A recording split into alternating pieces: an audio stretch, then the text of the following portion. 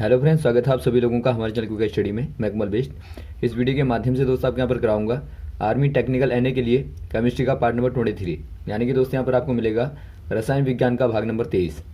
इससे पहले दोस्तों आपको 22 भाग कराए जा चुके हैं, जहाँ पर आपने महत्वपूर्ण क्वेश्चन को देखा, और आज भी यहाँ पर आप खास क्वेश्चन देखेंगे।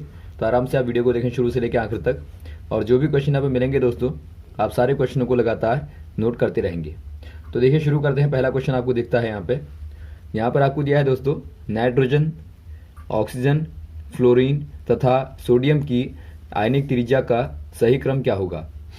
यानी कि आपको पूछा गया है दोस्तों, the ionic radio of NOF and sodium Na follows the order.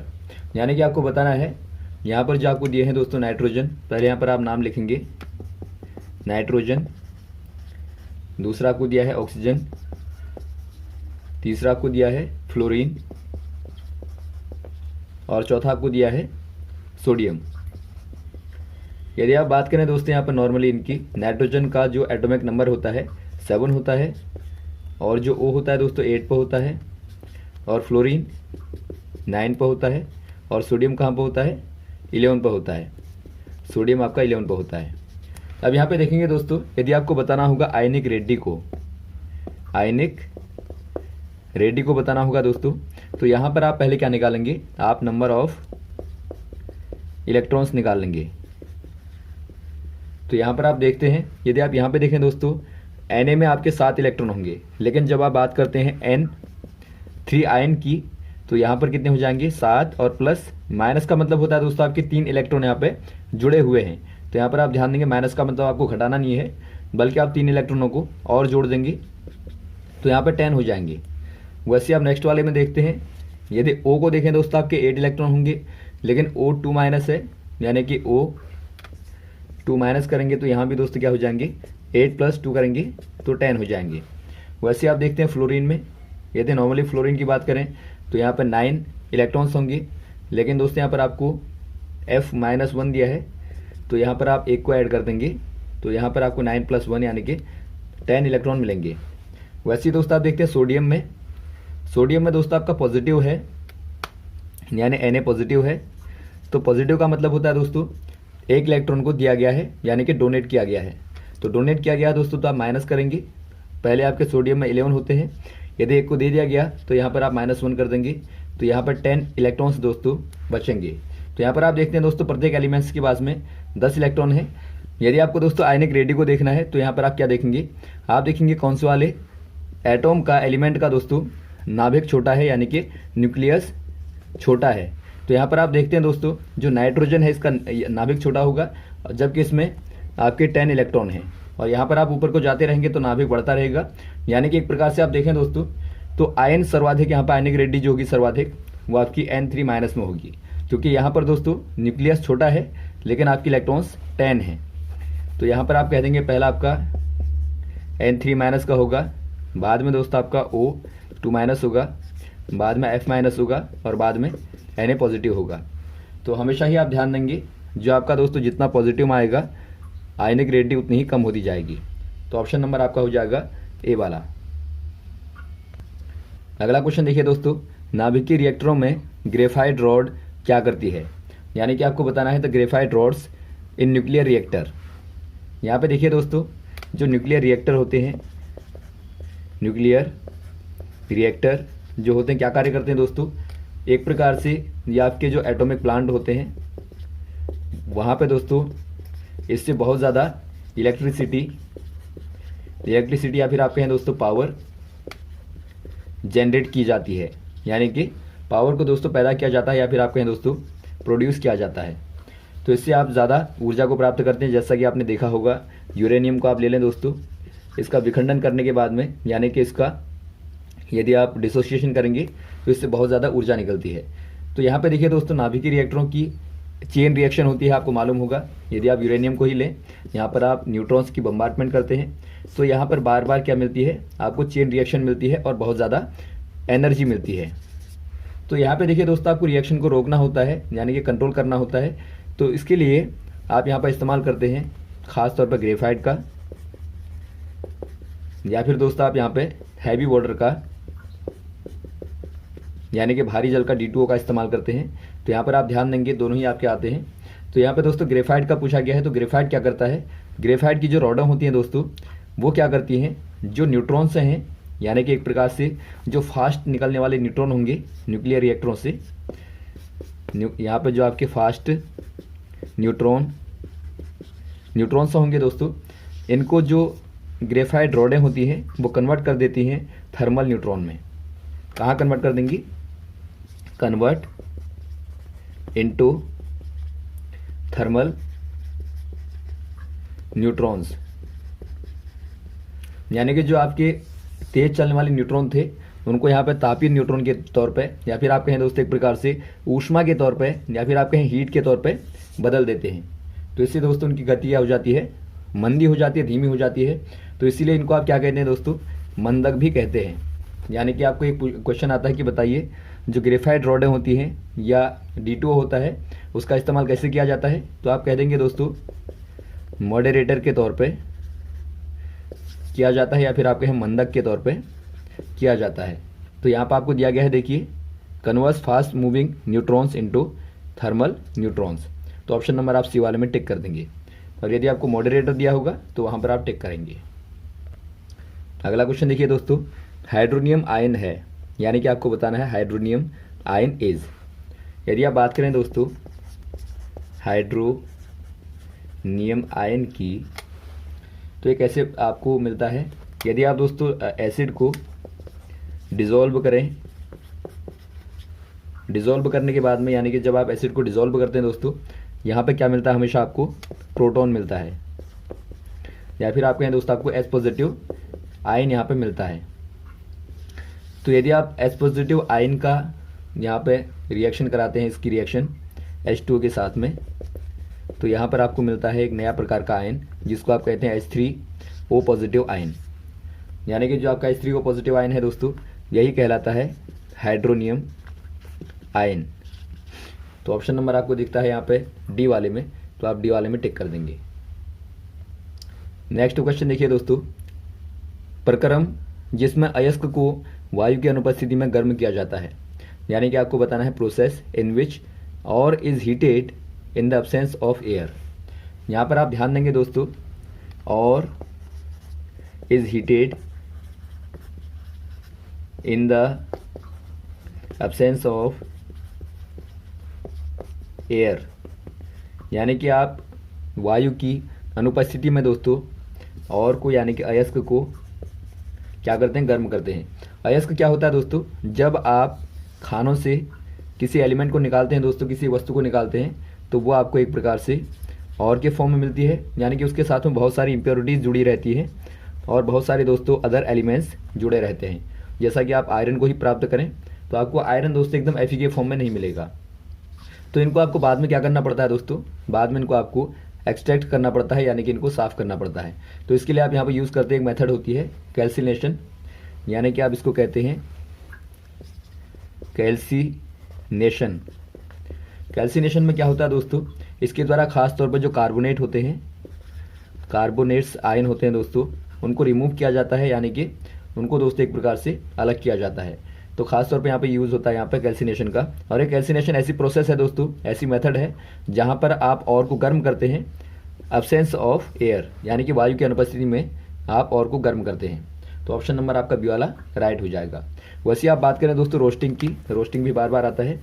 Roasting भी आपकी सेम प्रोसेस है दोस्तों, और इज हीटेड, यहाँ पे आप कह देंगे विद द प्रेजेंस ऑफ, और is heated with the presence of air, air कहें या फिर आप कहें O2। यानी कि दोस्तों यहाँ पर आप एयर की उपस्थिति में जब और को गर्म करते हैं तो इसी को आप क्या कहेंगे, रोस्टिंग कहेंगे। रोस्टिंग का यूज़ दोस्तों खास तौर पे जो सल्फोनेट्स होते हैं उनको अलग करने के लिए किया जाता है। और वैसे आपको यहाँ पर गैंग दिया है, गैंग आपको मालूम होगा जो और के साथ में इम्प्योरिटीज़ होती हैं, यानी कि जो गैंग होती है दोस्तों क्या होती है, इम्प्योरिटी होती है, यानी अशुद्धता जो जुड़ी रहती है दोस्तों उसी को आप गैंग कहते हैं।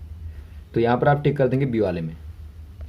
नेक्स्ट क्वेश्चन देखिए दोस्तों, अगला क्वेश्चन देखिए दोस्तों, copper develop a green coating lead lose their lustre due to, यानी कि दोस्तों यहाँ पर आपने देखा होगा जो कॉपर होता है उसके ऊपर यदि आप उसको खुले में छोड़ दें दोस्तों तो उसके ऊपर एक प्रकार की ग्रीन कोटिंग यहाँ पर लग जाती है, यानी एक प्रकार से आप देखते हैं हरी चादर दोस्तों उसके ऊपर आपको दिखाई देती है।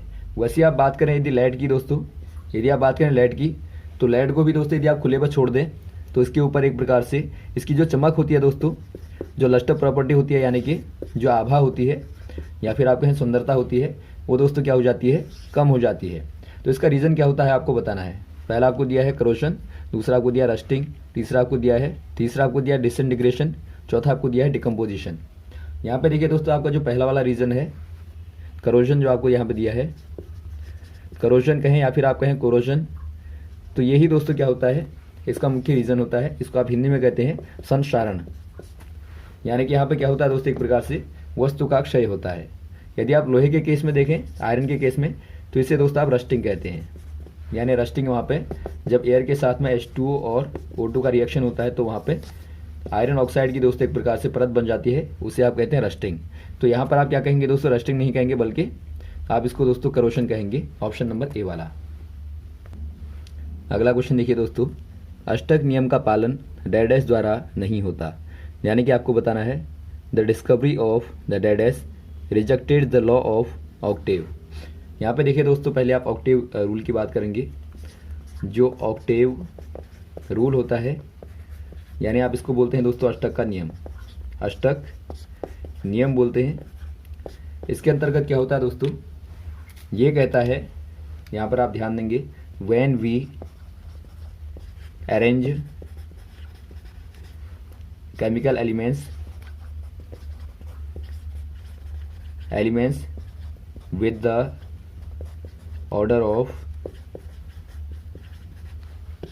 of increasing their atomic weight, यानी कि जब आप एलिमेंट्स को उनके वेट के अकॉर्डिंग इंक्रीजिंग ऑर्डर में लगाते हैं यानी बढ़ते हुए क्रम में लगाते हैं, तो यहाँ पे क्या होता है देखिए, देन इन ईच इंटरवल, यानी प्रत्येक आवर्तन में, यहाँ पर आप देखेंगे इंटरवल क्या होता है दोस्तों, यहाँ पर आपको after 7 element there have same chemical and physical property. यहाँ पर आप वैसे ही ध्यान दे लेंगे, देखिए आपको क्या मिलता है दोस्तों, प्रत्येक 7 एलिमेंट के बाद में जो 8वां एलिमेंट होता है उसकी प्रॉपर्टी आपको बिल्कुल पहले वाले एलिमेंट की प्रॉपर्टी की तरह सेम दिखती है। वो आपकी केमिकल और जो फिजिकल प्रॉपर्टी होती है यानी कि जो रासायनिक और भौतिक गुण होते हैं दोस्तों, उनमें आपको समानता मिलती है। ऐसा क्यों होता है देखिए, ऐसा होता है दोस्तों सेम अनपेयर्ड इलेक्ट्रॉनों के कारण। यदि आप एग्जाम्पल के तौर पर देखें दोस्तों, आप लिथियम को देखें तो आप देखते हैं 3 एटॉमिक नंबर होता है। यदि आप कन्फिगरेशन करेंगे तो आपको 2 1 मिलता है, यानी कि एक अनपेयर्ड इलेक्ट्रॉन यहाँ पर होता है। वैसे आप बात करें सोडियम की दोस्तों, तो सोडियम में क्या होता है, 8 और 2 और 1 होता है। यदि आप यहाँ पर कन्फिगरेशन करेंगे तो यहाँ भी आप देखते हैं 1 इलेक्ट्रॉन दोस्तों आपको अनपेयर्ड मिलता है, यानी कि एक प्रकार से दोस्तों आप देखेंगे दोनों की प्रॉपर्टियाँ यहाँ पे सेम होती हैं। तो इसका देखिए 3 है, तो यहाँ पे देखिए दोस्तों इसका एटॉमिक नंबर 3 है। और यदि आप 8 आगे जाते हैं यानी 11 में जाते हैं दोस्तों, तो यहाँ पर आपको सेम केमिकल प्रॉपर्टी दिखती है। तो ये रूल दोस्तों आपका अप्लाई होता है हर एक पे, लेकिन जो इनर्ट गैसेज होती हैं यानी जो अक्रिय गैसेज होती हैं दोस्तों, वहाँ पर अप्लाई नहीं होता। यानी आप कह देंगे दोस्तों जो इनर्ट गैसेज होती हैं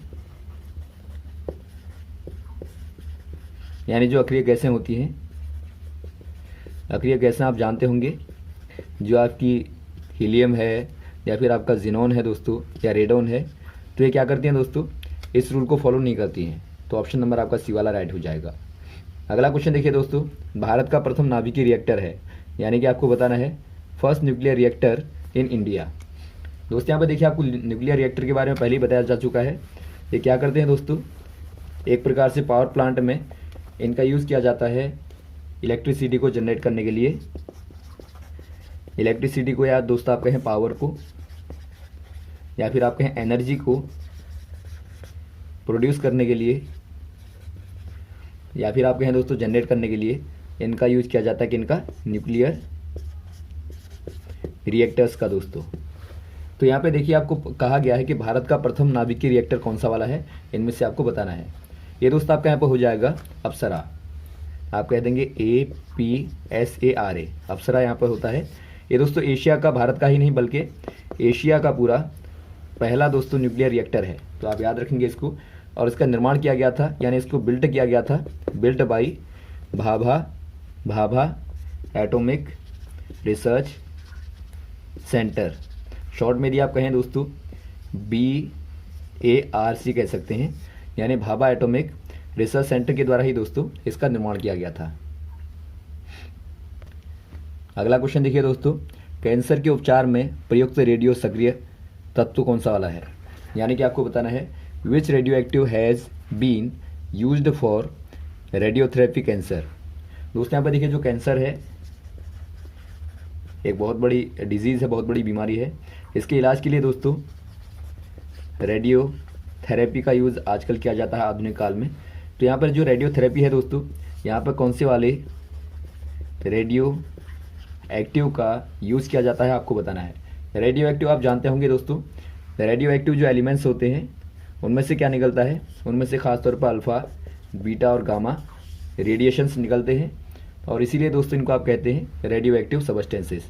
तो यहाँ पे देखिए जो आपका कोबाल्ट 60 है, यहाँ पर आपको दिया है कोबाल्ट 60 आपको दिया है दोस्तों, इसी का इस्तेमाल आप करते हैं रेडियोथेरेपी कैंसर के लिए। तो ऑप्शन नंबर आपका पहला वाला टिक कर देंगे आप। ये क्या करता है दोस्तों, इससे जो आपकी हाई फ्रीक्वेंसी वाली रेडिएशन निकलती है वो दोस्तों DNA को या फिर आप कहें जो आपके टिश्यूज़ होते हैं उनको ब्रेक कर सकती हैं। यानी कि मान लीजिए कैंसर के टिश्यूज़ हैं तो उनको दोस्तों आप इनके माध्यम से उनको डिकोड कर सकते हैं, या फिर आप दोस्तों उनको क्या कर सकते हैं, एक प्रकार से ब्रेक कर सकते हैं। तो ऑप्शन नंबर आपका हो जाएगा ए वाला कोबाल्ट 60। तो यहाँ तक दोस्तों आप क्वेश्चन को तैयार करें, उम्मीद है आपको क्वेश्चन अच्छे लगे होंगे। यदि आपको दोस्तों वीडियो अच्छा लगा हो तो आप ज़रूर लाइक करें, शेयर करें, ताकि अधिक से अधिक लोगों तक पहुँचे। ओके, थैंक्स, जय हिंद, जय भारत।